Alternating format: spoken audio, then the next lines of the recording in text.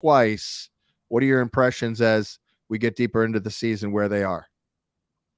Well, obviously, it's an offense that still doesn't have much rhythm to it, much timing to it. They're obviously working through that. Um, Again, I don't know what's in Russell Wilson's head.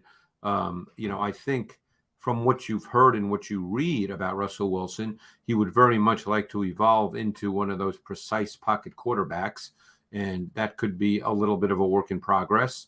But this is an offense that has really struggled to generate any kind of consistency and sustainability. And they're playing against a team that has a pretty good front. It's not a great defense, but they're a front four-based defense. And I know Leonard will be out again, but players who've played in his place, because he just came back last week and then went out, have actually played well. So, I don't think it's an easy test for them on that side of the ball. I would call it a favorable matchup for his two top targets, though, Cortland Sutton and Judy Faison. And I know you love Kenny Moore, but he's getting a little older. Seems like he's giving up some plays. And, of course, Gilmore. But, I don't know if Stephon Gilmore. Yeah, they play Rodgers a lot, too, on the outside. So Rodgers and Faison kind of split and rotate and have almost an equal number of snaps. Mm-hmm. Well, over on the Colts side of things, back to you, Adam. Nyheim Hines, it will be interesting. I did go with a prop. I think it was over 34 yards rushing or 33. We've always talked about Hines as being a little underrated as an inside runner or just a runner, essentially. I guess this will be a good litmus test. What do you think? What do you expect? Have you heard anything about what they're going to do? No Taylor. Yeah, so Hines up first. The kid Dion Jackson's got some good size from Duke. You might remember him as an undrafted free agent last year. Mm-hmm. And then Lindsey was added off the practice squad. So that's it. I mean, they based on the way that everything's going, and John, they're scoring 16 points a game. Actually, I'm sorry, 14.25 points per game. Got shut out once. It's hard, man. Pittman is the only touchdown for them at the receiver position. That's embarrassing. Yeah, one. And Adam, Greg, back to you. It really is worrisome, this O-line. Now, maybe they get better as the year progresses, but, man, it's just like Groundhog Day with Matt Ryan from the last couple of years in Atlanta. But I do like our guy, Alec Pierce. I was at the Senior Bowl. I kind of liked him. I'm like, I actually watched his highlights before I went. I'm like, oh, this guy's interesting. Watched him practice. I was talking to a fellow analyst. He kind of nitpicked him. I'm like, I don't know. He looks pretty good to me. But I think he's showing really well, Greg. What do you see out of Alec Pierce? Yeah, I think that if they can get their protection issues taken care of, look, their O-line was physically handled this past week by the Titans. Mm-hmm. And that included Nelson, who had some bad reps this week. So the Titans were able to rely primarily on the four-man D-line pass rush, and they generated pretty consistent pressure on Matt Ryan. And that's kind of been the case all season. So that needs to be cleaned up because Matt Ryan he doesn't have anything else to do other than throw from the pocket. Yeah. He's not going to escape and make plays. So he needs to be secure in the pocket. And if that's not the case, then we can talk about Pierce, Pittman, and Campbell all day long because there's a lot of talent there, but they will not be big factors. Need a left tackle in the worst way.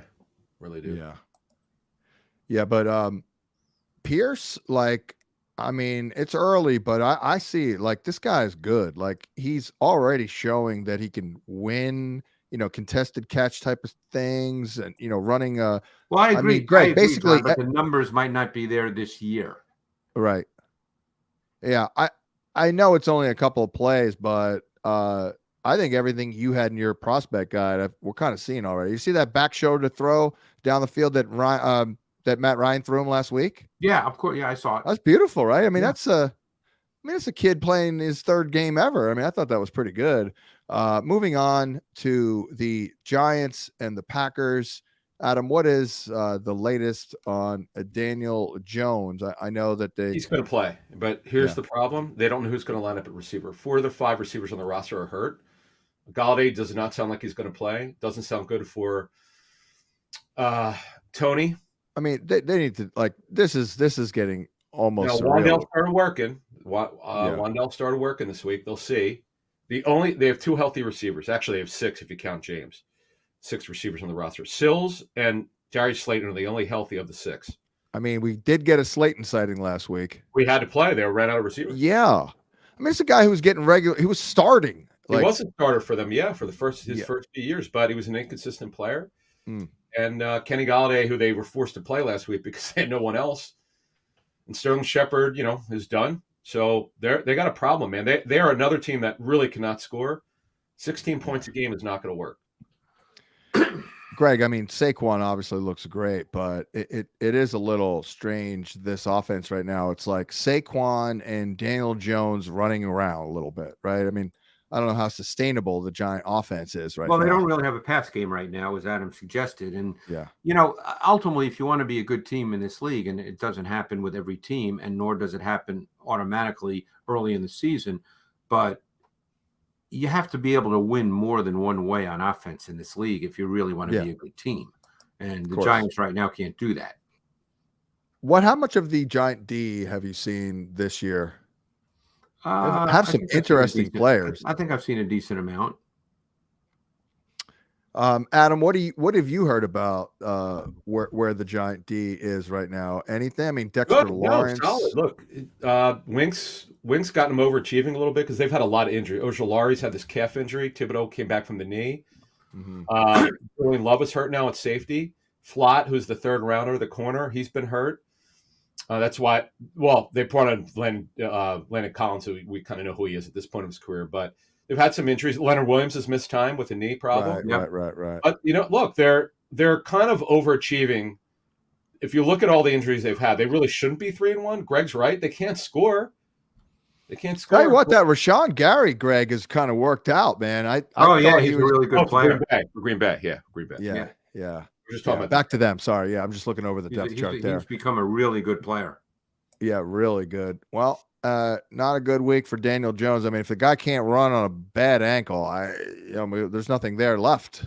Well, Kenny Pickett goes to Buffalo as we move along here, the Week 5 edition of Matchup Points here at fantasypoints.com. Greg, did you get a chance today to watch Kenny Pickett or no? I did. Okay. What'd you see off the bench? To me, it was one of those deals where you could tell quickly if a kid can handle it and if a kid can play. And for me, for my money, Kenny Pickett passed that test with flying colors. Yeah, and he's an aggressive thrower, and I think in the NFL you have to be. So he throws to one-on-ones. He was on 3rd down. He threw to the one-on-ones. He made the great throw to Freiermuth where he had pressure the second he released the ball, and it was right in his face. So he saw it as he was getting ready to deliver, and he stood and delivered. I think one thing that he will need to work on, at times he showed a tendency to drift backward when he cannot deliver with timing. And that's something you can't do in this league. So we'll see how that gets worked on. And he's obviously athletic. He can get out of the pocket and throw on the move. But no, it didn't. There was no sense, John, and I know what you're saying, and I saw it too, which is separate from the X's and O's, that he wasn't playing fast. It wasn't overwhelming. He just looked like a quarterback out there playing. Absolutely. And a beautiful sign. Again, it's one of those things. We're constantly learning. And, when we try and get this stuff right, basically, at least for me, and it's like, don't harp on the fact that he doesn't do any one thing unbelievably great.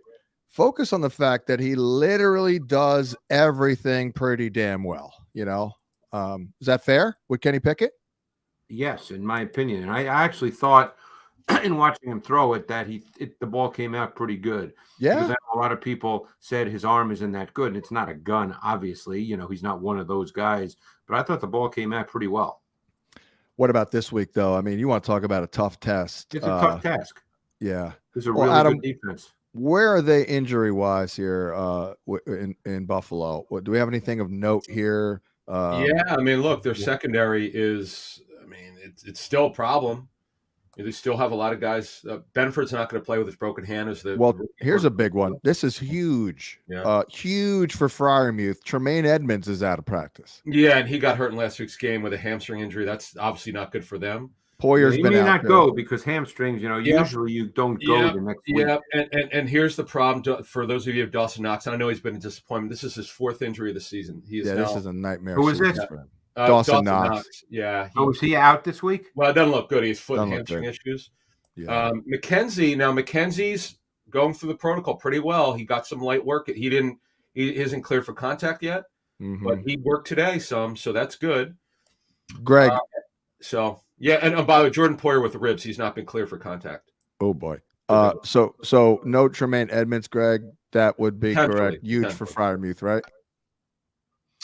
Well, when you say huge for maybe, I mean they're not a heavy man-to-man team, so that's a tough question to answer. I do see Edmonds on that tight end a lot in the red zone, though.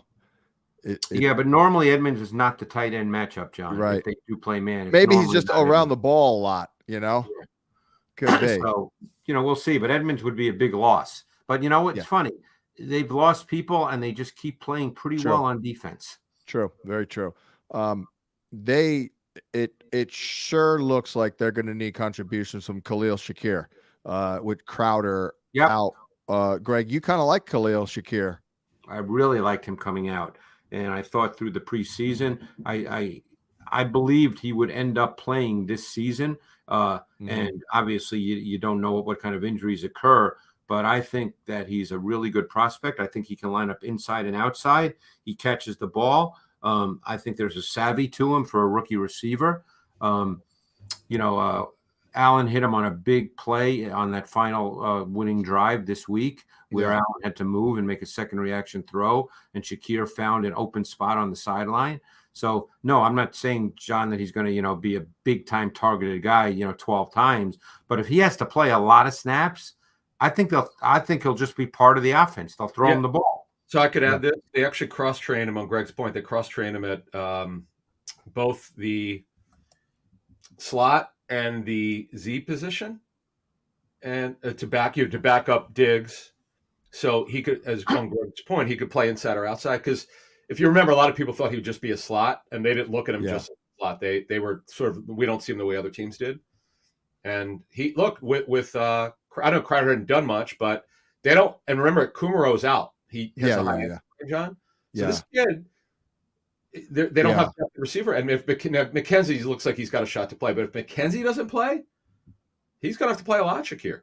Yeah, I forgot to add him to the damn waiver wire. I mean, that is digging deep, but for those in larger leagues, for sure.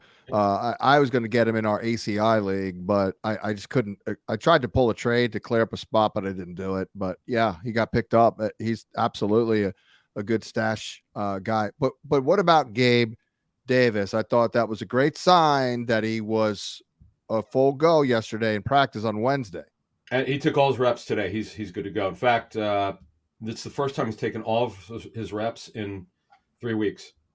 Well, you know what we've learned about Gabe Davis over the last couple of years? Dude does not play well hurt. He was terrible last week. I mean, Greg, there were pretty bad drops last week for Gabe, right? Oh, did he? I didn't know that. Right. Okay. Yeah, they were pretty bad. He didn't play well. He's dropped. Look, he dropped a touchdown against Miami. They would have won that game. And then last week he had some drops as well. Yeah, I'm telling you, I remember because I had him last year, Adam, in the ACI, and he probably like a mild knee sprain, man. He wasn't the same for a while. So there's a guy who it's a great sign that he practiced fully, because going forward, I'm on full alert. If that guy's limited all week, like I don't know if we. Well, let me just put it this way though with Gabe Davis, because of all the injuries they have, he has to produce. They can't just throw to one guy. Like they need someone else to actually catch the football. Right. And they think super highly of him, from the front office to the I'm sure their guy. Yeah. He needs to stay on the field. Look, it's just a little bit of a rough start. It's a little bit of a rough start. But hey, he did kick ass week one. But Greg, quickly, Steeler defense, they're vulnerable against the run. I guess they'll commit to Singletary or give him some carry. Who knows? But I mean, the Steeler D, no Watt.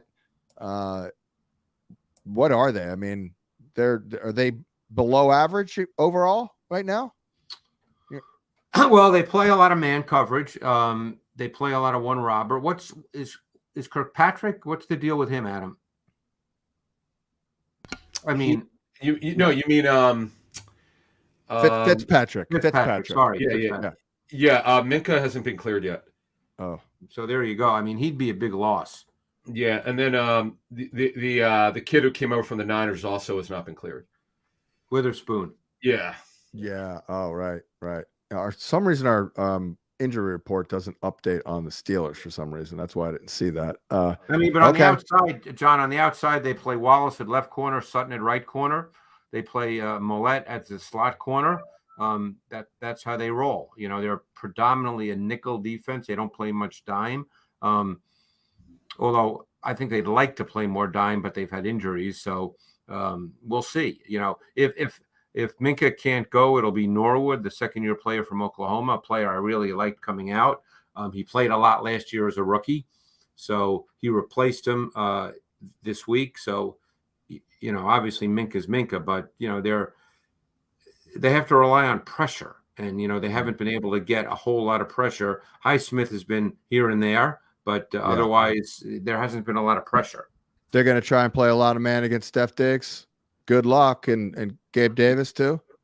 Possibly. I mean, you know, we'll see. Maybe they'll play more zone. Right. Okay. Chargers, Browns, and boy, it sure looks like Justin Herbert is already back to full strength. Greg, did you see? You didn't see that tape from him last week. I saw Herbert this week. Yep.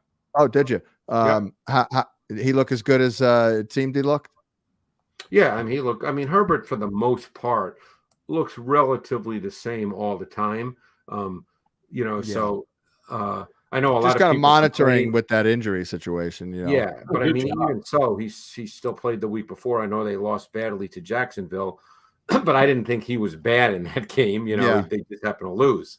You know, I know a lot of people complain about their offense. You know, what I hear from people, and Adam, I don't know if you hear the same thing, is that basically they're running the Drew Brees offense for Justin Herbert. You know, I'm not sure how I feel about that. You know, the point is they're an efficient passing team, and you know they do take shots here and there. They're orchestrated shots. I'm not sure what people expect, but you know, Herbert's an efficient player. I feel like Herbert pushes that ball down the field more than Brees, though. Maybe I guess he did kind of. They took their shot plays, that's for sure. Yeah. Remember, John, that Palmer did get hurt, as I told you the other day. Right. And the problem is they don't know about Keenan Allen for this week. It's not looking good. No, and Palmer, my sense is Palmer will play.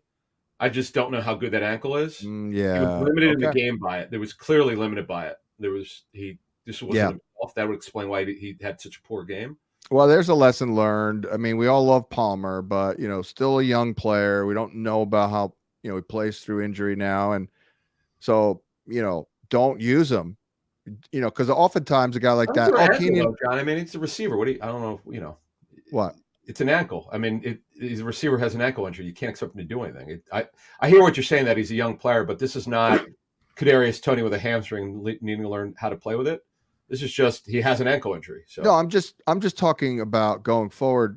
Lesson learned from last week, almost like just going forward with a guy like him. Like he's a guy like, oh, Keenan's out, and you want to use him over a guy you drafted to start because he's got a good matchup. But maybe you got to be a little bit more desperate to use guys like that. Had he not gotten hurt, I mean, I think did he get targets though? What's that in the game? Didn't he get targeted? The only thing is I don't know what point of the game he got hurt. They just indicated that he was not. No, he only had one.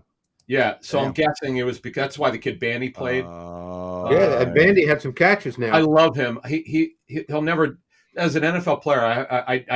I saw him in training camp, and I asked someone in the front office. I said, "Who is this kid?" I said, "Oh, you got to look up his football career. It's not what you would. He might have played rugby or something. He definitely something in another sport." But he's a kid who can play inside or outside. He can go get it. And he did the day that I was there, and they had him off the practice squad. So, John, we'll monitor this injury because he did have one catch for 25 yards. Yeah. But I understand what you're saying, but this is kind of like it just happened. So right. Yeah. Clearly. Well, especially going forward, if he's active, we can't use him this week. No, with the ankle, no. I wouldn't. Unless we're desperate. That's a great point. Now, that's a great point. I mean, you know what? I think that's the damn point I tried to make, but never mind. Well, Greg, how much of the Brown D have you seen? Because I've been a little surprised, and maybe it's just a function of the early portion of the season, but especially on the secondary, they have not been very good this year. Yeah, I haven't seen a lot of them. Oh, okay. So I don't really know. I think maybe I saw them early in the season, but not the last couple of weeks. So I Ward, Adam, I'm sure you've heard Ward's not having a good year thus far. Hurt. He's been on the injury report every week. Right. Greedy Williams has been out.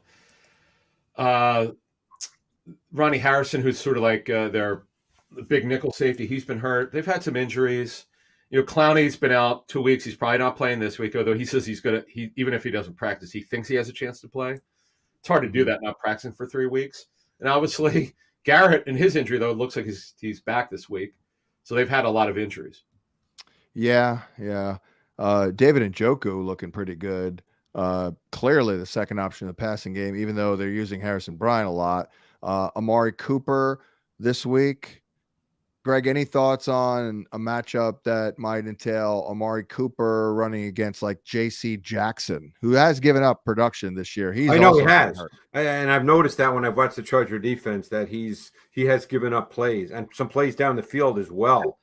Does he look limited? Because he's finally off the injury report, but remember he had ankle surgery before. Yeah, that's hard for me to say when a guy's on the field, he's playing. So I don't know. But you couldn't know. Okay. You can't really. Unless the guy's limping around, but if a guy's out there playing and there's no visible sign of injury, then all you can do is watch him play. I'm just curious because with him giving up that kind of production, it's surprising. It is. It's been surprising, and obviously, although what's interesting is, based on what I've seen so far, they don't really use him as a matchup corner. They play sides.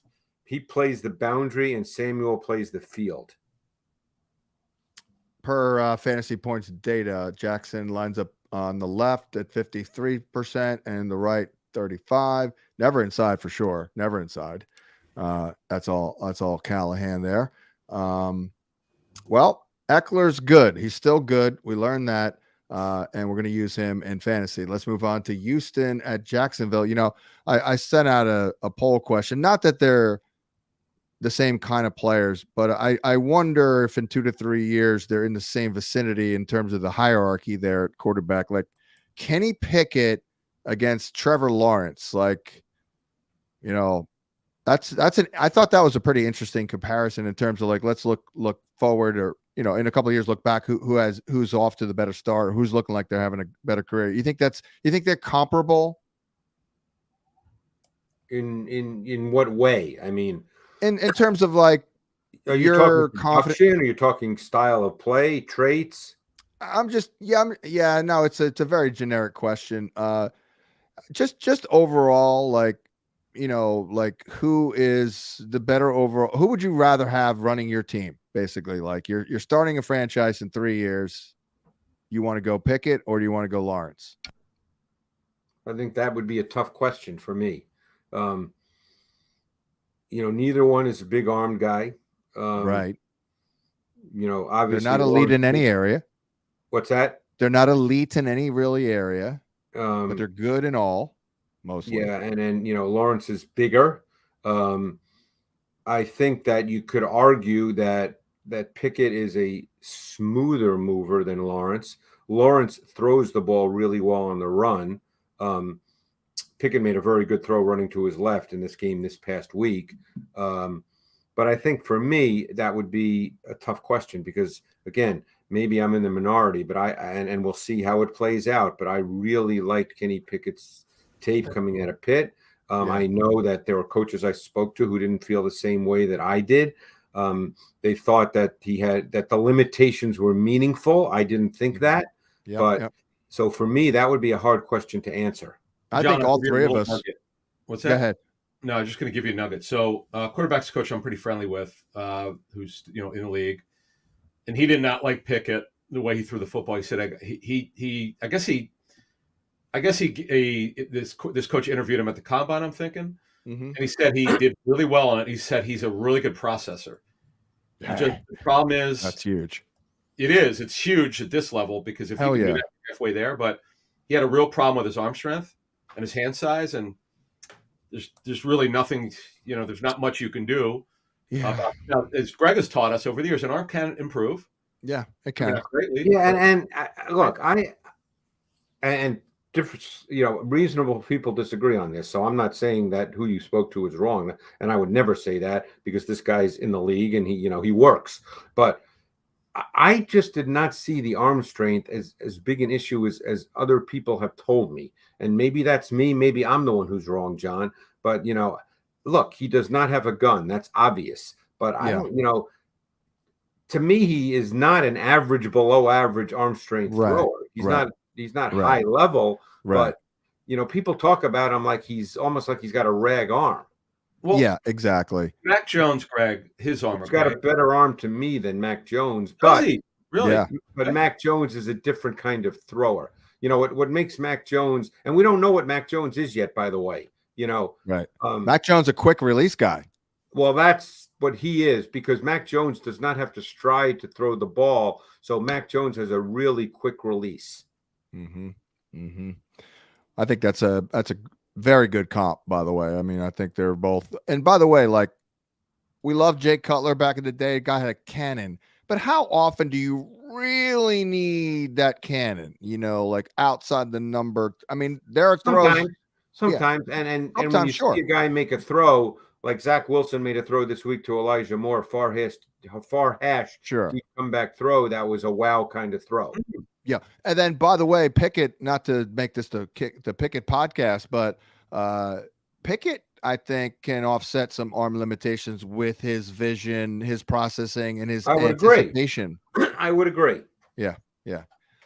Well, Trevor Lawrence's Jags are taking on the Texans. And by the way, the Texans secondary, Greg, you can run all over them, but they're not bad in the secondary, correct? I think they're okay. Well, Stingley looks like a pretty good player, right? He does. Steven Nelson's the other corner. He's certainly a journeyman type. Jalen Petrie has major questions as to whether he can play man coverage. Well, can you dish out some more advice on Petrie real quick here for us, Greg? I think Petrie is an active player. Wow. Nothing. Crickets. Come on. It's a pun. Petri dish. Never mind. Oh, jeez. Can you dish out? Petri dish. Science wasn't my best subject. Look at the look of disgust on Greg's face. Science wasn't my best subject.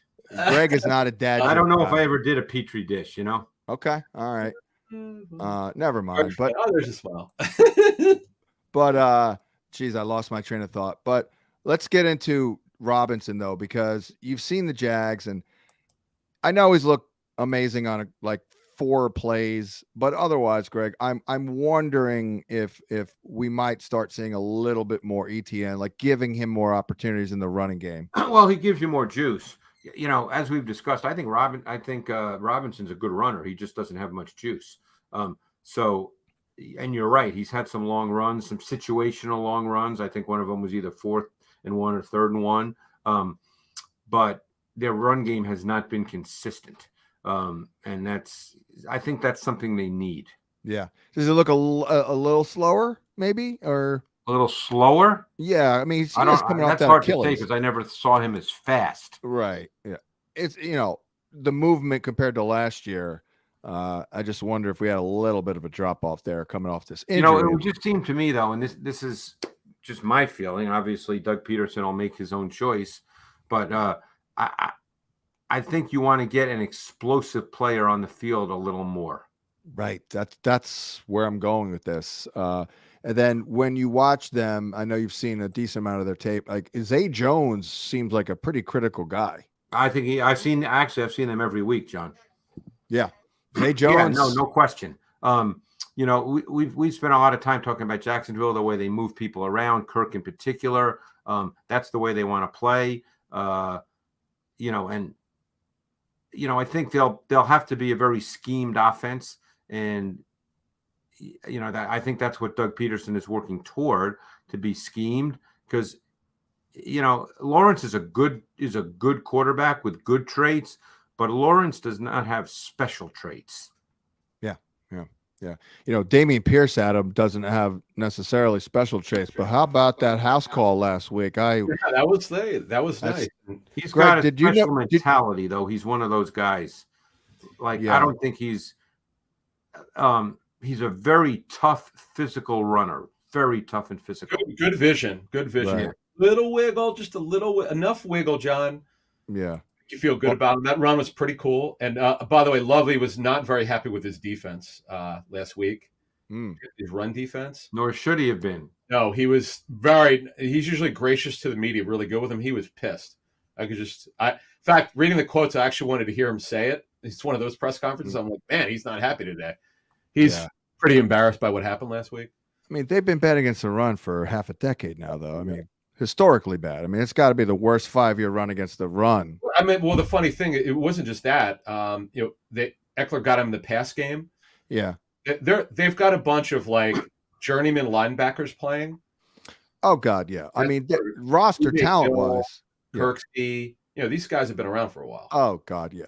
I always come from a low expectation place, I guess, with the Texans. Whenever I say something good about them, because we should have very low expectations overall. Chicago, speaking of low expectations, Chicago Bears, everybody, and Justin Fields and the Minnesota Vikings. Adam, I do have a feeling that Fields will play pretty well. He did last year against Minnesota. Our guy Darnell Mooney. Do you have more? Do you feel better about him? Yeah, he had a couple shot plays to him. And other than that, it was awful. But yeah, to answer your question a little better? Yeah, sure. Now, Vikings secondary could be had. We know this. This is it's too bad about Lewis Seen. It's a shame. It's an awful injury. We wish him well. But the way you beat the Vikings is you throw the football. And I know that's not what Chicago wants to do because they don't trust the quarterback. We know this because we have two eyes, as John, as you like to say. Mm-hmm. But it's a struggle, but I'm so glad. Well, no, when I say shot plays, they hit a 56-yarder.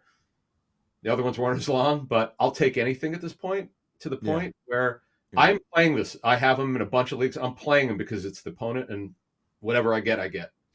I'm predicting right here Mooney has another solid day. It may only be 3 for like 74. What are you talking about? What's that? You told me to bench him on our show last week, and I agreed with you. I benched him. Terrible. He is. And guess what? It was the right call. I benched him for Pickens. Oh, nice. But here's the question, right? Let's move this forward. If you looked at 32 starting quarterbacks right now, to me, he's bottom 5. Oh God, yeah, he's bad. Where is this game? It's in Minnesota. For what it's worth, he had a big game against them last year. Played him once. It threw for over 300. It was his best game throwing it. All right. Which might help his confidence level a little bit. You know what? Yeah, you're right. I'll take that. Yeah. And then the Vikings. Well, actually, Adam, I guess Dave Montgomery is probably out again. Yeah, not looking good. Not looking good, but not looking good for him right now. And Khalil underwhelmed a little bit for those of us, I guess, who were expecting big things in DFS, but thought he looked pretty good yet again. So gets another opportunity to show why. I mean, I just wonder if he rips up the Vikings and then maybe has another good game before Dave Montgomery comes back, does he take the job? I'm looking at Montgomery got some work in today. They don't know if he's going to play, but he did get work in today. All right. So I guess he's probably not in danger of being usurped by Herbert if he's healthy. No, that's not going to happen. But even if he plays, we have no idea how much he could play. Now, the knee injury is off the injury report. The ankle is not. I mean, it's possible that they view Herbert as a better fit, more explosive. They need explosive plays. Well, he is more explosive. Yeah, he could be the long-term guy. See, this is the thing. Remember, this front office inherited all these players. Herbert's clearly got more juice. Yeah. So it's possible if they don't extend him, why wouldn't he be the guy next year? Yeah, right? Yeah. And Jalen Johnson, the top corner for the Bears, is out on practice. He is in practice. He's a quad strain. He hasn't practiced since he got hurt. That was 3 weeks ago. He didn't work today either. So that's a damn good matchup for Kirky and Jefferson and Thielen again. Thielen's kind of coming back. Yep. Moving on to Detroit and New England. Do we know about the quarterback situation there in New England? Well, unfortunately, Hoyer had a severe concussion. It's a shame he got put on IR. They put him on IR. Yeah, it's so sad. Yeah. I hope he's okay. Yeah. Well, I mean, I guess Mac has been limited, so that's still an open window. Yeah, it'll be Zappy. Almost certainly it'll be Zappy. I thought Zappy was scrappy. Yeah, Greg, did you see the tape? I did not see Zappy. Okay. No, I mean I saw a lot of game on TV, but I did not see the tape. He's just look. He doesn't have a very good arm. He's a timing based guy. He's a very good processor. He hung in there, man. That was a tough matchup to have to come in like he did. He did, man. Wasn't too big for him. Wasn't too big for him. He was ready to go. Right. Just a couple notes here. Amon-Ra St. Brown, still very questionable. He hasn't worked yet. Swift, I highly doubt he plays. He hasn't worked since he got hurt. That's 5 straight practices he missed. Hawkinson, he should play with a hip injury. They expect Josh Reynolds, who had a good game last week, to play. Man, these injuries are out of Chark control. Has a chance. Chark, of all the long range guys like Amon-Ra, the guys who've got hurt and they weren't real optimistic about, Chark's got the best chance to play of Swift, Brown, and him. How much of that defense in New England, Greg, have you seen? Because I still see Matthew Judon out there wreaking some havoc. Oh yeah. What do you think of this matchup for Jared Goff? I'm a little worried about this one. I feel like they may get kind of slowed down and New England kind of just run all over them. A couple things. Number one, I think the Lions O-line has played pretty well. Yeah. Goff, for the most part, has been secure in the pocket. And the one thing we know about Goff, if he can be clean, he can throw it. And I know St. Brown might not go, but, Josh Reynolds has become a little bit of a factor here. Yeah. And I was thinking of you when Hawkinson went off, John, because last week you talked about what a disappointment he's been. And I guess this week he wasn't a disappointment. Well, actually, I did give him love this week. I ranked him at 5, and I wrote him up in my DFS article. I said he may blow up. It's just that I've done that in the past. The matchup dictated it, though. The matchup. Oh yeah, no, we ranked him high, and I gave him all kinds of love here on the site. I am still disappointed, though. I mean, his availability has been a concern.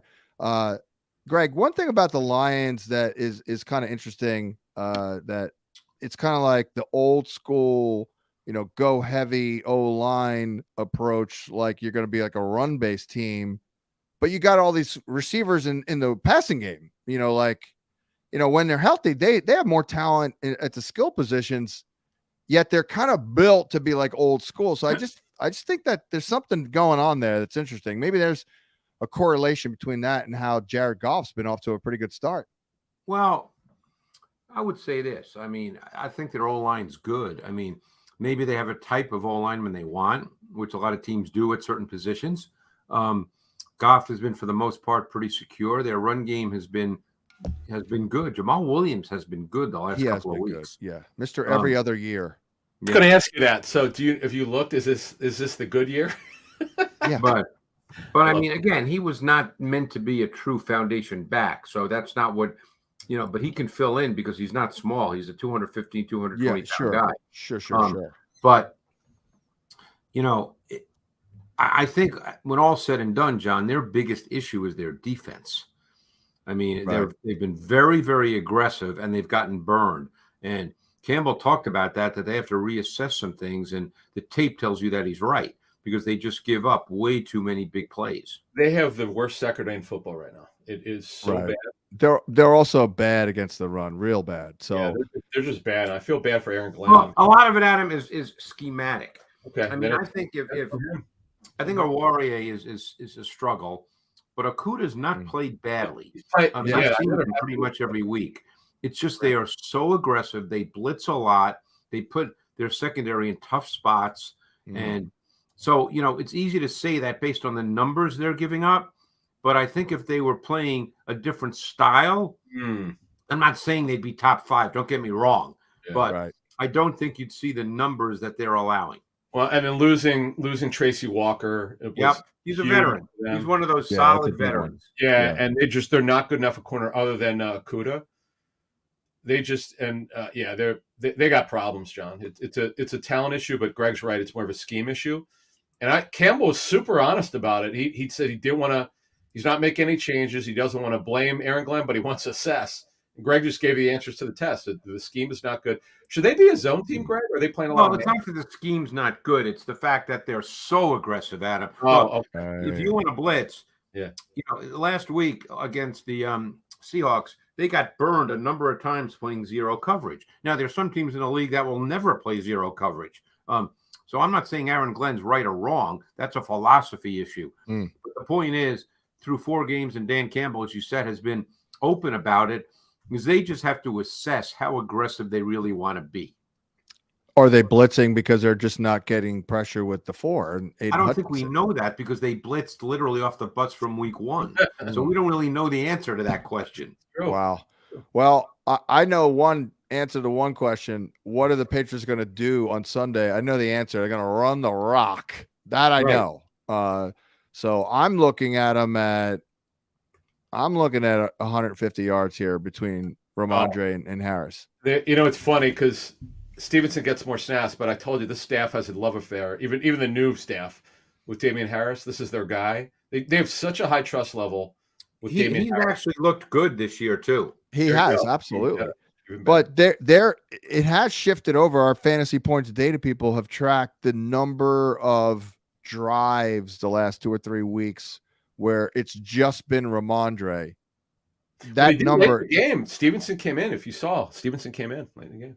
Well, maybe that was last week, but the previous 2 weeks, it was Ramondre was separating in that regard. But yeah, certainly Harris is still very much involved. Unfortunately, they're not going away from Harris, though. Oh yeah, I know. I just said, yeah, he's still very much involved. I just feel like there's a little bit of a shift more to Ramondre, but Harris is very much involved. I mean, even if the touch total winds up being where the playing time is 55-45, it doesn't really matter because Harris they feel is so valuable because Stevenson's more explosive. Harris is the inside grinder who just gets the job done.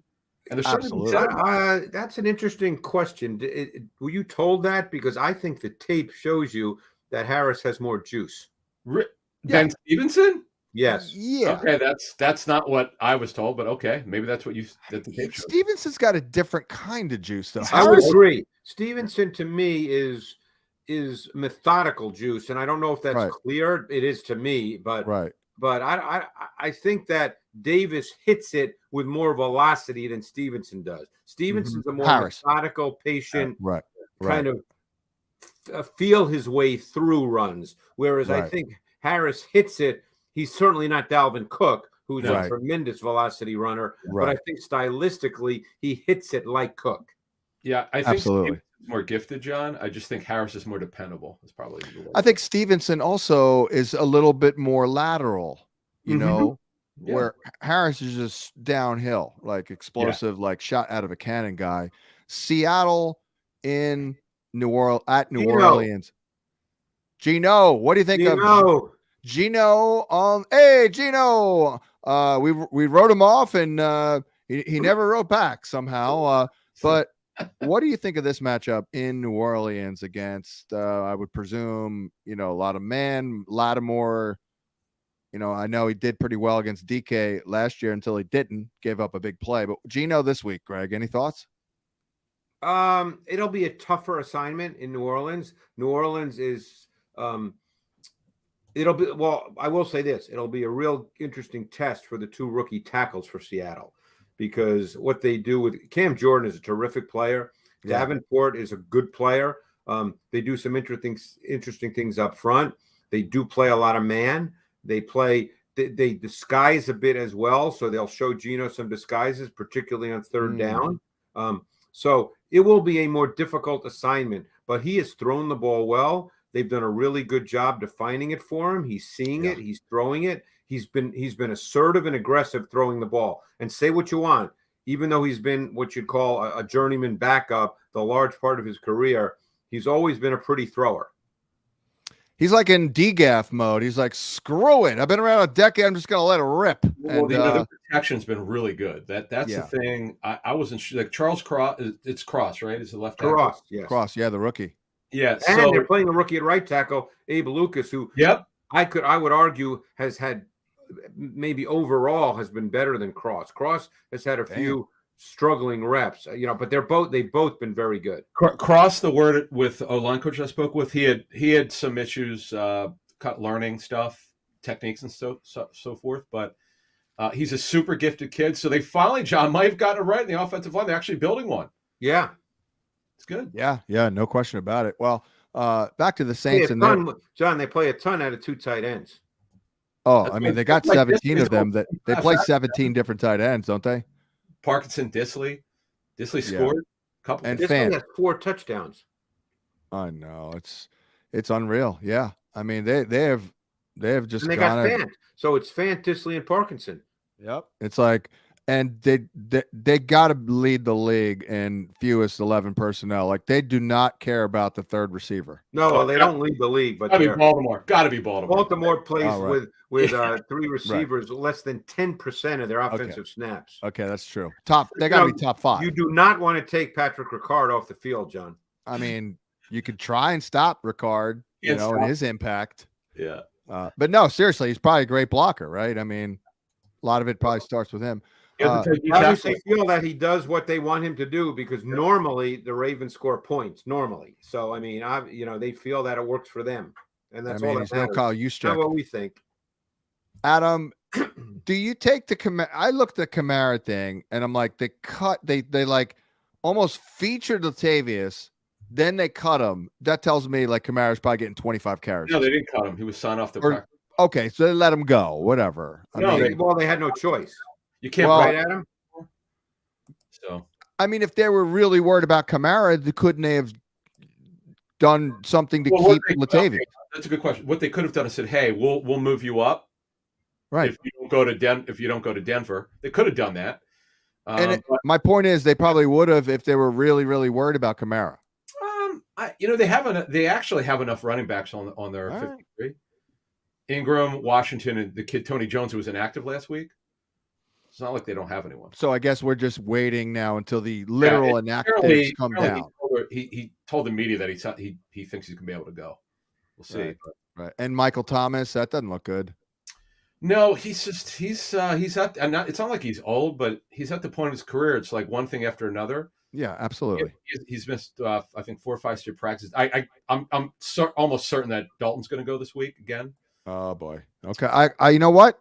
He played well. I almost wonder if that's good. Well, he played well last week. Yeah, he did. He did. He was beat up, man. He's got the back fractures, a bad ankle. Yeah.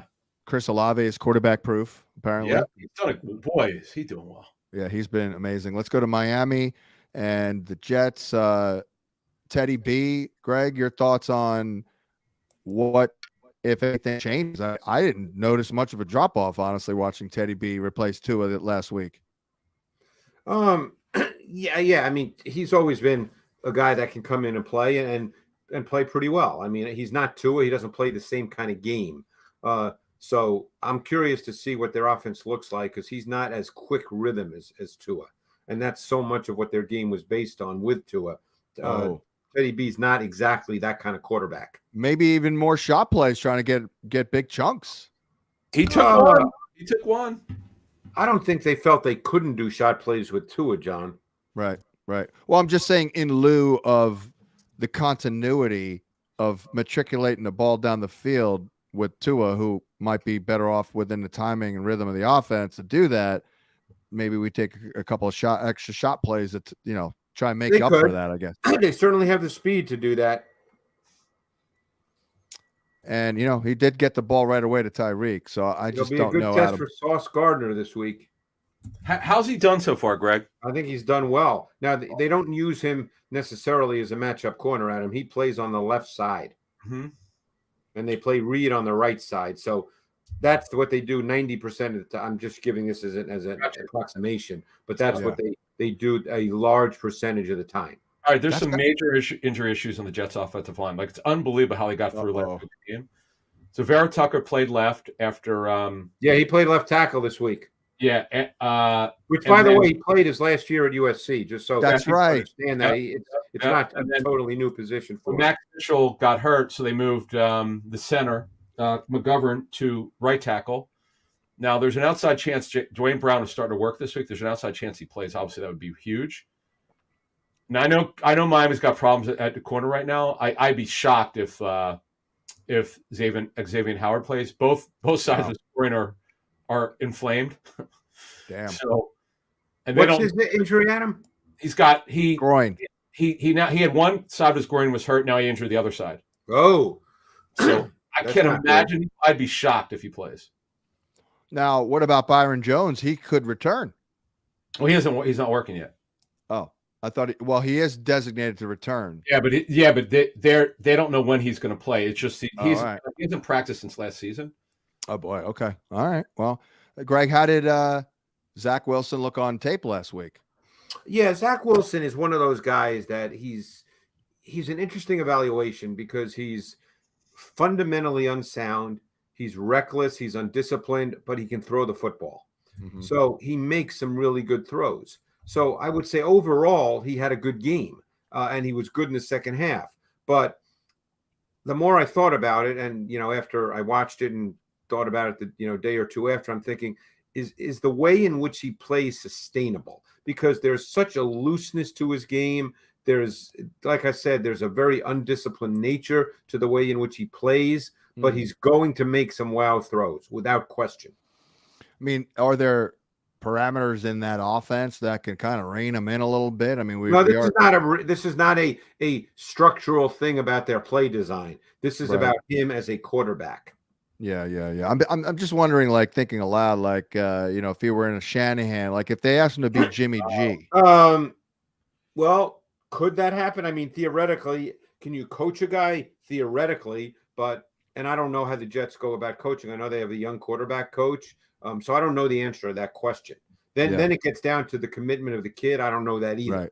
But I mean, in theory, if they asked him to beat Jimmy G, I mean, that he could be a hell of a version of Jimmy G if in a perfect world. I mean, throws it better, John. Yes. Yeah. Well, I'm just bringing it up because I would bet some people would view him, and my guess, because I've had this conversation, I think some people do view him as if things don't work, he could be a Jay Cutler type player. Mm-hmm. And there's an inconsistency there. Right. John, the unfortunate passing of Greg Knapp is a big issue. I think that's you're calling it straight here. That his passing, because he was a tremendous coach and a great with young quarterbacks, and that's really, really sad that he passed because he would have. Yeah. So I guess prepare for the unpredictable with Zach Wilson, Greg. Going now, right? I'm just not sure. Look, he came back last week. He made some really good throws. There's no getting around that because he's got a very live, loose arm. But we all knew that coming out. Most people thought that just from an arm talent standpoint when he came out that he had more arm talent than Trevor Lawrence. But that's neither here nor there because ultimately there's such a reckless nature. You might not know what you're going to get, not only game to game, but snap to snap. Maybe, though, at the very least, he'll be a guy who does make a couple wild plays every week. He may do that. Yes. He may absolutely do that. Yeah. John, the two things here.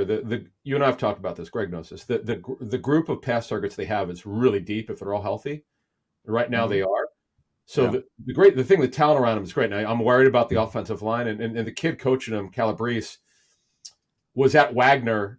He was a college coach, and this is only his second year coaching quarterbacks, at the NFL level. So the kid is like 30 years old. This is a challenge here. Well, let's go to speaking of challenges. Watching Marcus Mariota and the Falcons in Tampa, man.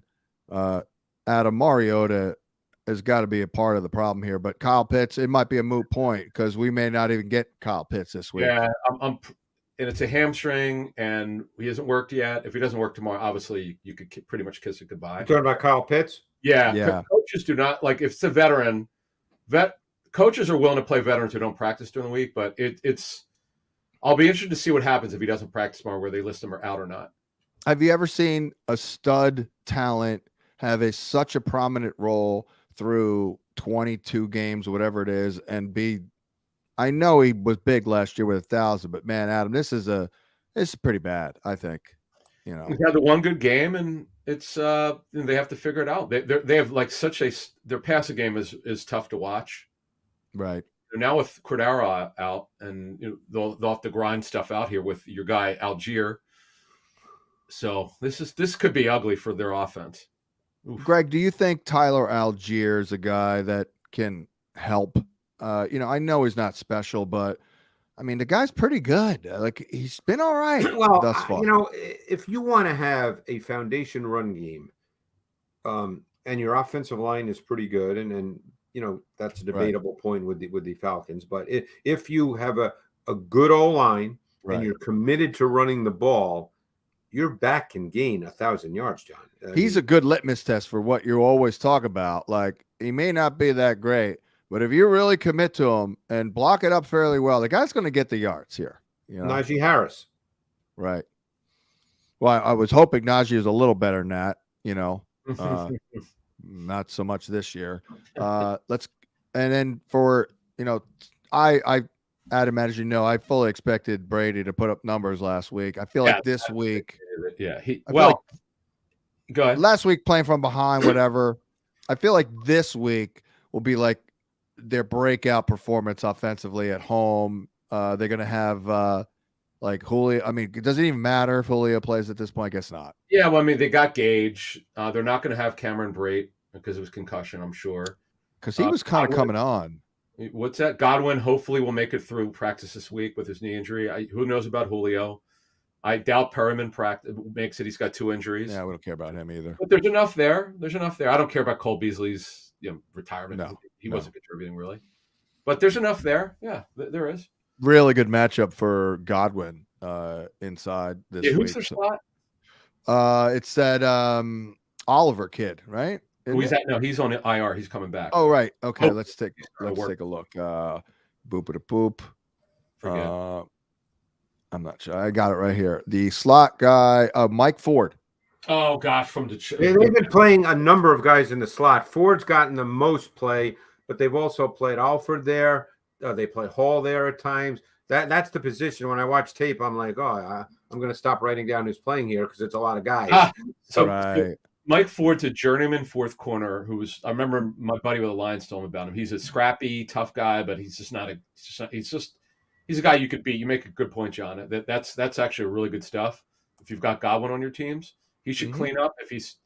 I assume he's going to be healthy enough to play. Don't know about Julio. Don't care. Julio, each week, John, you never know if he's going to make it. This is why I buried his ass in our rankings this summer. I'm like, no, don't play that. I'm not doing it. People were emailing us, oh, you got to rank Julio higher. I'm like, no, I don't. No, I do not. Stay healthy. Yeah. Let's go to Tennessee at the Commandos. And don't look now, Greg, but the Titans have gotten their identity back for now. I would think, though, this will be another week. They're going to need far more from their passing game, John. Maybe not this week, though. Maybe not this week. Maybe not this week. Because you can't live in the NFL with your quarterback completing 17 balls for 137 yards. They get no explosive plays in the pass game. And the problem with that is every team's offense stalls on occasion. That's just the way of the world. But when you have big plays, you can compensate for that. So your offense may not be consistent, and obviously coaches always want it to be consistent. But if you can create big plays, whether it's by design or whether it's by an individual player making one, look what happened with the Niners last week. The Niners offense wasn't anything, great. I mean, they ran the ball. They had the beautiful touchdown run by Wilson, so well blocked. But then what did they do how did they get their big plays in the passing game? They threw tunnel screens to a player that is maybe the best receiver in the league with the ball in his hands. But they were tunnel screens, okay? He had a 57-yard touchdown, and then on 3rd and 13 in the fourth quarter, he had a 29-yard run on a tunnel screen.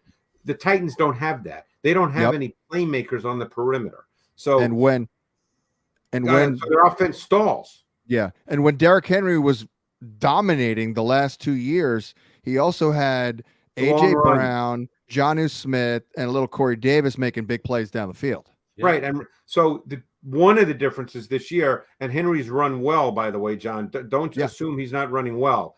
but yeah. he just hasn't broken big ones. We've gotten used to the fact that over the last couple of years that it seemed like every game he'd break a 50-yarder. His long run this year is a 24-yarder, if I'm not mistaken. He's broken a couple 18, 20-yarders, though. And he's right, but I mean, at the end of the day, that still isn't enough. That's not going to happen every third run. And the problem, I hear you. Now they want to. If you saw Okonkwo, they're looking for anyone who can make explosive plays. So Okonkwo's role could grow a little bit. They want to get Hill, right? Because he's actually got some juice to him. Yep. You know, he's got more juice than Hooper. What's that? I assume Hooper. Greg, I assume he's blocking. Yes. Is Hooper blocking?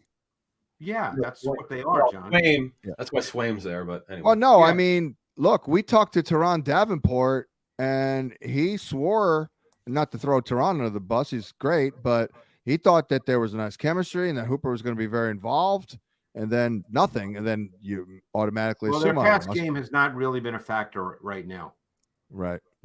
Use Greg's term. They're grasping or groping for stuff. Oh yeah, no, I thought it was going to be bad. Therefore, that's why I thought Hooper was going to do well. And the line is they don't have a lot of talent on their line. Lewan is out, that's done, but he's also hurt. That's the other point is their O-line's not very good either. They're playing the kid they got from Carolina. I know we were talking about him last week. Ernest Daly. I watched him coming out. You know, he's probably better suited to play guard, but he has to play left tackle for them. Right. And they got a lot of problems, John.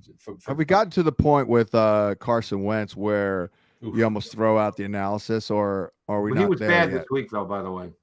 That's what I mean. Like, and now Cosme's out the right tackle with thumb surgery. He's going to be out a while. Yeah. Well, not playing at the level they expected. The interior play's been mostly horrendous. It's just.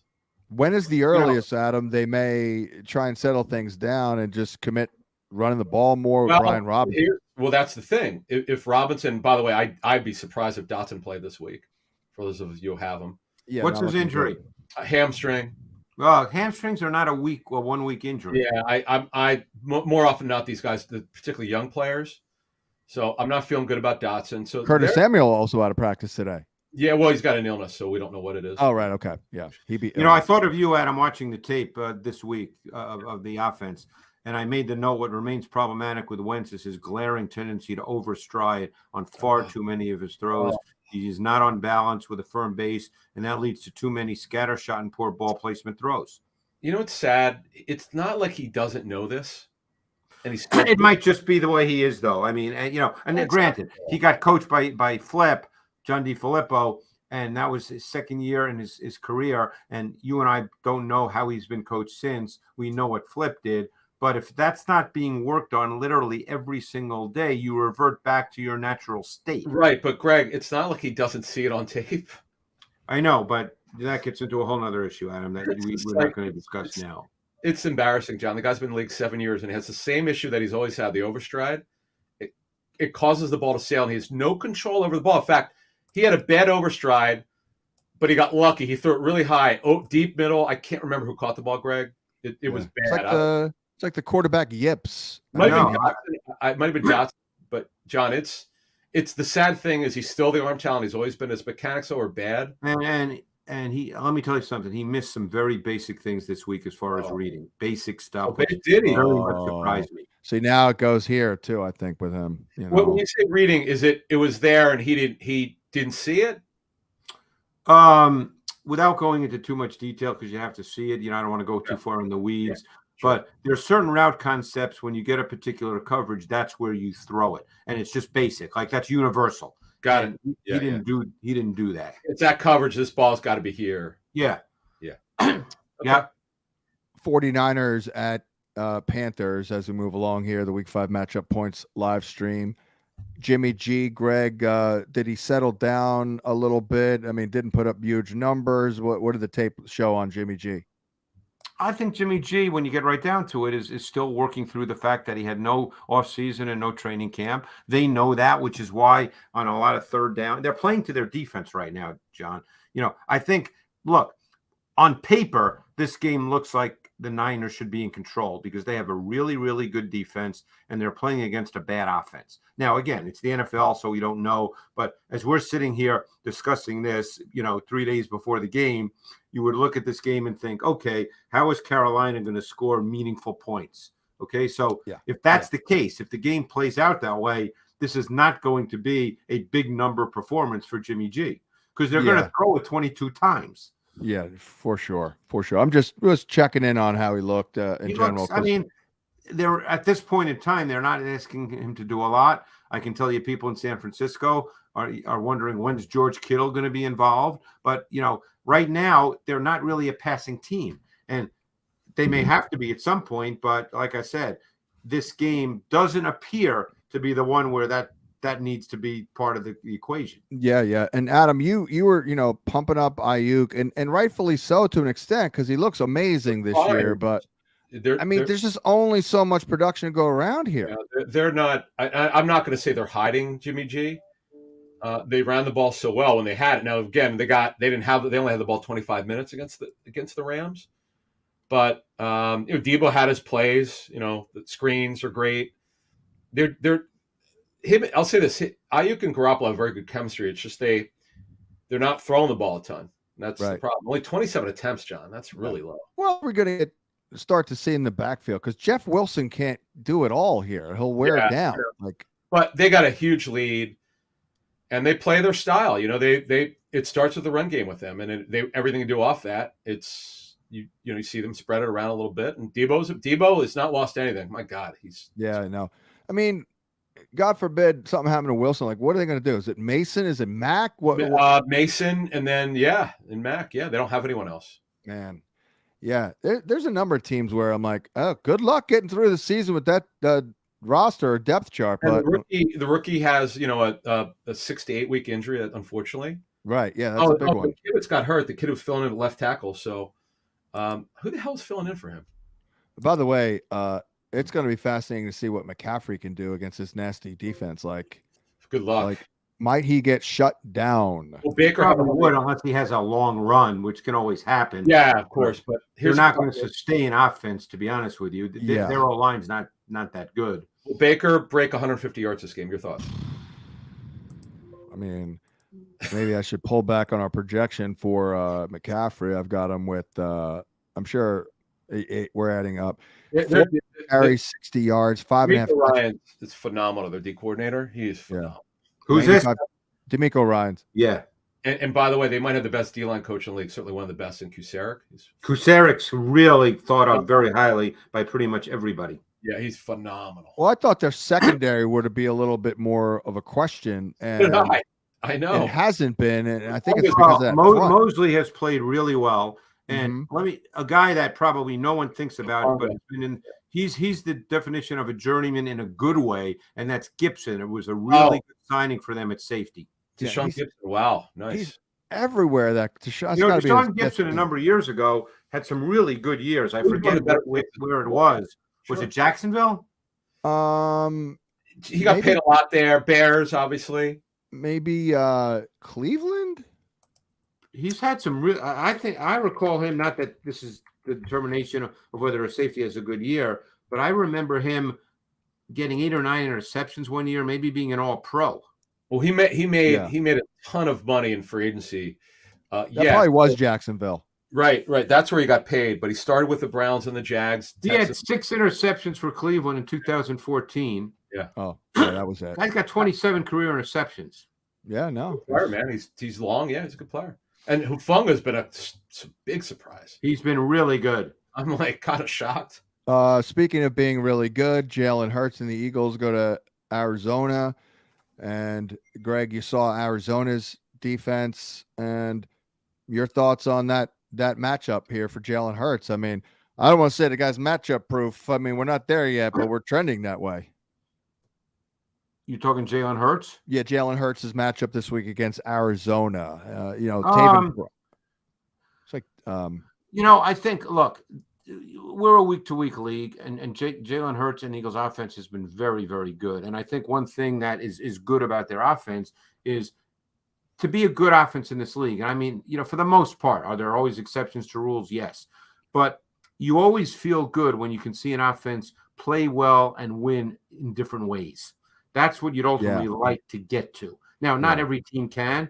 You look at a team like Buffalo, they obviously have a great quarterback who's asked to be Superman every week, and amazingly enough, he very often is. but they don't really have another element to their offense. The Eagles do. I mean, in a monsoon last week, they were able to run the ball, which we know they have a very good run game. Their O-line is phenomenal. Miles Sanders had a career high in carries. In the previous 2 weeks, we talked about them evolving into a passing team, but then the weather dictated this week that it be more of a running team, and they did it really, really well. So that's what you feel really good about. And they got weapons, John. That's the other. They got weapons, and they're using them all. Like they're using the guys. It's concentrated, and they're using them all. Yeah, they're not trying to be too fancy, like using a million guys. John, 2 years ago, we lamented the fact that the Eagles had the worst receiver core, no speed. And they had the slowest, remember? Yeah, right. They're painful to watch. I mean, to the point where we were sick and tired of talking about it. Now they've got a diverse group, speed, size, toughness. The scheme is good. The Shane Steichen, the OC, John, has got a great feel for the players. And, Goddard does well anytime they throw him the football. You just can't get it enough, unfortunately. Right.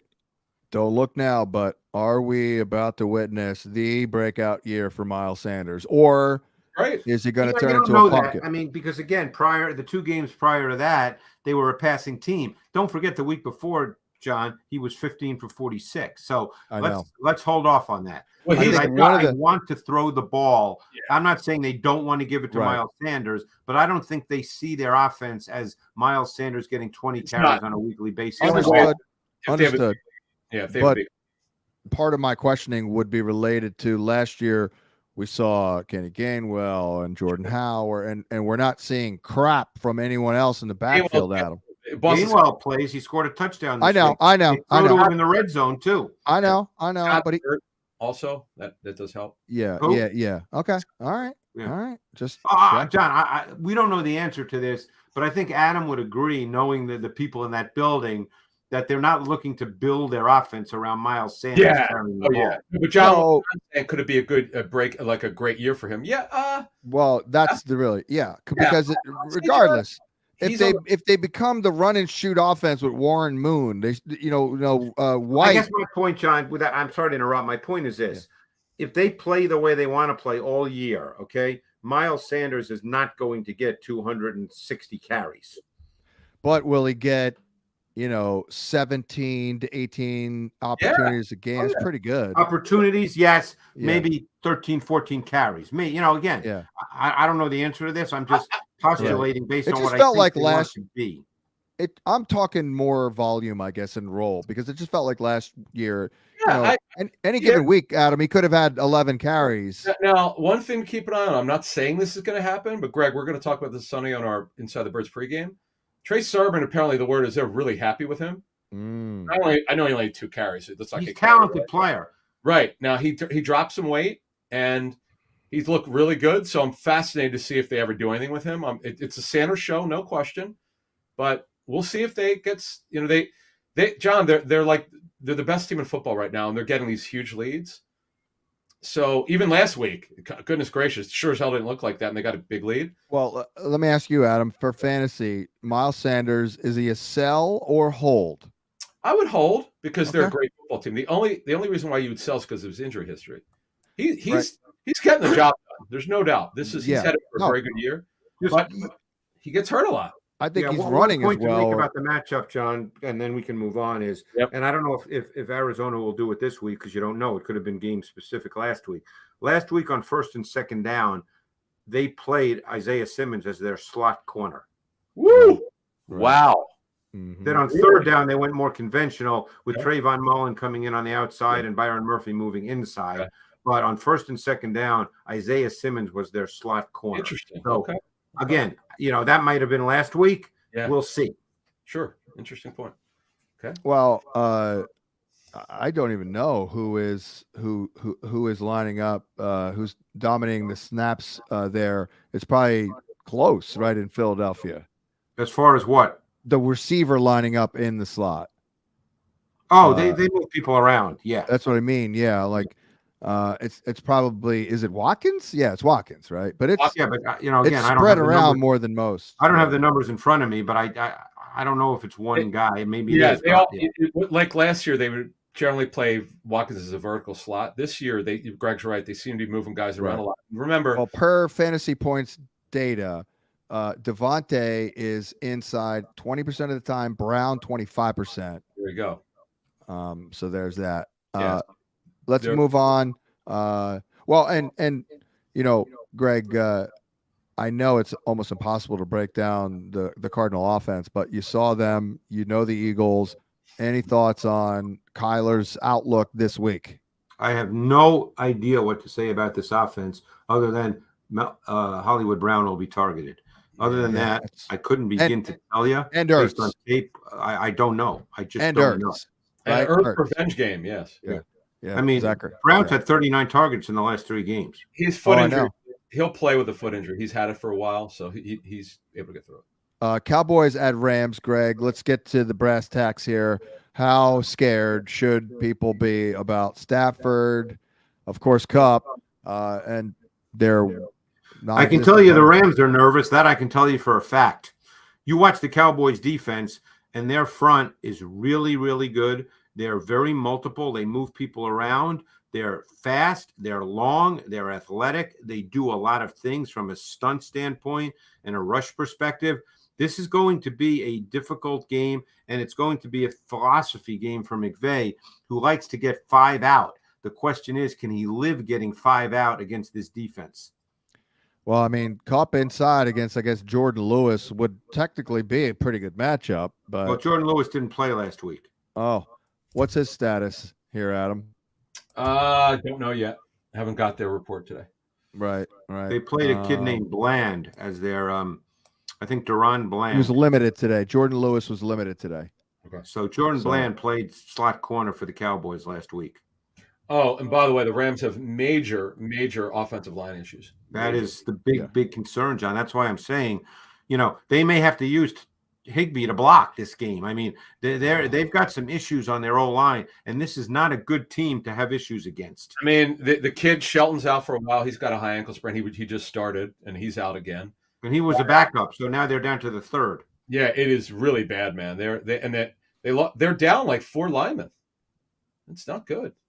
Yeah, well, I mean, we buried Stafford this week. I mean, I don't know how he throws for 200. Honestly, have you seen this kid Jackson who was with him last year? The kid who's probably going to start at right guard. Austin Jackson? Yeah, he was a left tackle at Iowa. He was a 4-year starter at Iowa. Most people figured he was not going to be a tackle in the league. Yeah. But that's who he is. I didn't study him in detail. He's playing inside. No, he's playing inside. He has. Oh, yeah. Well, they're playing 2 college tackles inside now. Evans, who was played tackle at Oklahoma and actually played tackle with Kyler Murray at Allen High School in Texas, and Jackson. So they were both college tackles. What do we think of the Rams secondary nowadays? Ramsey's given up some plays. I'm sure I believe he's been good, but unusual number of big plays. He's given up a couple. What do you mean by giving up? They don't play a lot of man coverage. Well, I say giving up. I did see one cut up of somebody just. I was saying to one of my guys on Matchup that the next person on TV who says that I'm really looking forward to the Ramsey such and such matchup should immediately be removed from the air. Well, I've seen Ramsey. Well, of course, John, think of it this way. If you play corner, right, you're going to get the opponent's best receiver on occasion because he's going to line up on your side sometimes. So that matchup will exist. It's not like Lattimore this week versus Jefferson where he followed them all around the field. Ramsey does not follow receivers. Yeah, I mean, his snaps are almost divided in thirds. Right. So the only way he could give a play is if where he's lined up. Right. And he plays in the slot a lot too. Yeah. So yeah, I mean, well, if course he's going to match up to quality receivers just because he's an outside corner a lot. Right. But I don't care where he lines up, but if there's a ball in the air to a receiver and he's the closest defender and the receiver catches it, then Jalen Ramsey just gave up a play. I don't give a that's not necessarily true, but that's okay. We'll accept that for now. I think that's what I'm trying to say. Right. But that's not necessarily true. Fair. Fair. Coverage concept may not be his responsibility. I get it. Right. I guess I've seen him a little bit more than usual this year. Like not just kicking ass, He basically. made a big time pick a couple of weeks ago late in the game. What's that? He made a big time pick a couple of weeks ago late in the game. Who did? Ramsey. Okay. CeeDee Lamb was held out today with a groin issue. Uh-oh. Oh boy. I also remember too, he did give up that big play to Mike Evans. Maybe they're not worried about it, but we'll see what happens tomorrow. Right. Well, I just don't know what to do with the Rams in general here, and even their defense. I think they get shut down. I think they get. To me, they could play this game on the moon. They should get smoked. Bengals, Ravens, and Burrow absolutely destroyed this defense, and I mean, dare I say they're worse this year. I'm not sure if you have any thoughts on what you're seeing here, Greg, but a new coordinator, right? And it's not going well. I don't know. What are you seeing out there? They seem to be out of position. I don't know, giving up a lot of big plays though. Yeah, that's I always struggle with that when I watch their tape. I mean, I think their personnel isn't quite as good as look. Humphrey and Peters are on the outside. Humphrey plays right corner. He doesn't match up, so that means Peters plays left corner. The slot corner is kind of a new guy. He's been there, but he's the primary slot corner now, and that's Brandon Stevens. They play some big nickel to get the three safeties on the field because they've got the rookie Hamilton. They play a lot of dime so they can get Hamilton on the field. So I think they're working in some new people, and they have a new coordinator. So it's a work in progress. You think Marcus Peters is a guy that they may target here? I mean, yes. Yeah, I mean, it feels like he's vulnerable to big plays. Yeah, I wonder what the argument was between Peters and Harbaugh. Or what that was. That we don't know, and we know Peters has been volatile at times throughout his career. I'm just wondering because John, they're actually much healthier at corner than they were last year at this time. Remember, they were really in trouble with right Humphrey. So there are no more excuses. Now you're right, John. They have a new D coordinator, and the guy that he's replacing is obviously a legend and tremendous, who's now with the Giants. So now I will say this: last year, when these two teams played with a different coordinator, Wink Martindale, they did match Humphrey on Chase. This year, they have not used Humphrey as a matchup corner, but I can't tell you what they will do on Sunday. And Chase got him too. Chase got him last year a number of times. Yeah. But so I can't tell you, John, what they're going to do this week. I don't know. I mean, you saw it. You told us you could double two, right? You can't double three. I wonder why teams just don't right now just double Higgins and Chase and take their chances with Boyd and Hayden Hurst. Don't know the answer to that. Yeah, just Adam, it's not looking good for Bateman, man. That's a buzzkill. No, although he did say, I guess Harbaugh said that he told him don't count him out. Who? Bateman. But if he doesn't practice tomorrow, forget it. Man, tell you what, Dobbins looks pretty good though. Yeah, he has a chest injury, but he's good to go. Yeah. They still didn't run the ball very well at all. Oh, no. Maybe they need a little Gus Edwards in that mix. A big guy. Yeah, he just started working. Oh, by the way, you're wrong about Byron Jones. He's not working. Well, I didn't say he was working, but he was eligible to return. Yeah, I thought he's maybe. He's not practicing at all, and they don't know when he's going to practice. Oh, all right.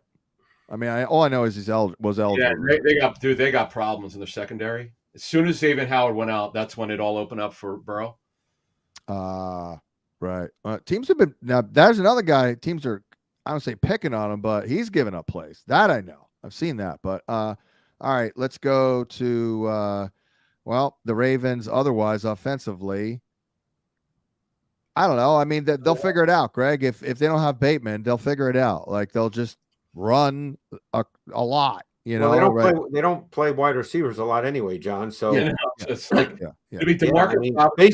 basically when they get into third and long, the personnel they have on the field is Duvernay, Bateman, Likely, and Andrews. When that's been what they've done mostly when they were in third and long.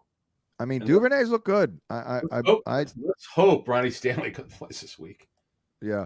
I don't know why the Bengals give up production to tight ends, but they do. They absolutely do. So a good spot there for Mandrews. And then finally, Raiders, Chiefs. And I personally feel like Hunter Renfro, they need Hunter Renfro. Mm-hmm. And Adam, it looks like he's trending right now toward a return. Where? Did he practice today? Yeah. Okay, I want to know how He was a full participant. I saw that earlier today. Okay, let me look at my list that I got from them today. Yeah, I mean, I would imagine. Yeah, that's okay. Okay. Now he's got to get through. Remember, they have to practice Saturday as well. That means he's one step away from getting clear. Since he took a full practice in today, he's one step away. That's good. Greg, you've seen the offense. How critical might it be to get that third guy in there that you can pepper him with targets if coverage dictates that?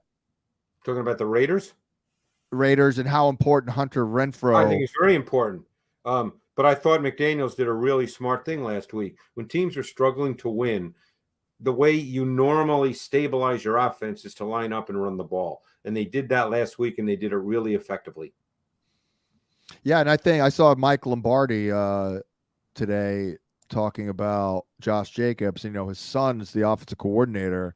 And he basically said that they're very happy with Jacobs. They believe like he really loves football. So I don't know, maybe they had some questions, and he's proven to them that he does in fact love football, and he does look pretty good. So I do think it's a decent matchup overall. Obviously, these teams know each other well. Last year, Mahomes lit them up, but it's a different defense. So, Greg, any thoughts on? Have you seen much of the Raider D this year? Yeah, I mean, they've got concerns in the secondary. Big. So I think that's with Mahomes, that's what you'd look for in this game. And I will say this: the Chiefs have actually run the ball pretty effectively.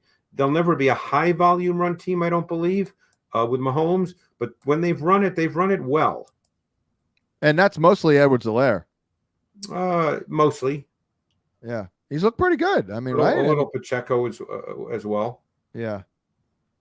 What do you think of Pacheco? I mean, boy, he does some dancing back there. A lot of motion. Yeah, but he's powerful too. He's tough to tackle. He's completely different from CEH. He does play with a lot of energy and velocity. He runs hard. I mean, that will give him for sure. Bucker, they don't know when Bucker's going to be ready. The kicker, for those who care about that stuff. The kicker, the butt kicker. What do you think, Sky Moore? It's going to happen soon. Well, I mean, Juju, MVS, and Hardman, they're not that good. They haven't been that good. So I saw something from Sky Moore last week, Adam, where I love those. It's coming. He looked explosive. Yeah, I'm pretty pumped for. He's already better than Hardman, if you ask me, but that's just me. Yeah, so we shall see. If they thought so, he'd be playing more. So they don't think. Guess what? He started to in his last game. So we'll see. We'll see. I think he'll take his job. Now the thing is, Greg's right. They're second. Oakland, Vegas secondary is terrible. This should be a huge Mahomes game, and you don't need Tyreek Hill to beat the secondary. Right. This is one of the worst secondaries in the NFL. So I mean, it might be a Sky Moore coming out party. Okay, we'll see. I don't know how much he'll play on tape here. I like on tape. Like what I saw. If it doesn't happen, we'll burn it and delete it from the servers. But if it does, we'll put it on Google and pay for advertising. He'll play a lot if it's a blowout. That's for sure. All right. Well, that'll wrap it up here. I think we ran a little late. Any inactive note here? Yeah, Davis is inactive because he had to be. He just got there. So they're dressing your favorite, Divine Ozigbo, has been about 10 teams already. Oh, wait a second. Where the hell was he? I saw Divine Ozigbo was he's oh my God. I know. You lose track because he's been on so many teams. Oh my goodness. So he's on the Broncos and he's the number 3 running back. He'll dress until they think Murray's ready. That's all. All right. So there it is. For Adam Kaplan and Greg Cosell, I'm John Hanson. We thank Ben Kukanis. Make sure you tune in for all the other broadcasts and all that good stuff. Subscribe to the YouTube channel, please. Our guy, Ben Kukanis, he gets happy every morning. He checks to see how many subscribers we have. Please do that and subscribe to the podcast feed. So wrapping it up here, the Week 5 matchup points, live streaming at fantasypoints.com. Good luck this week. We'll talk to you next week.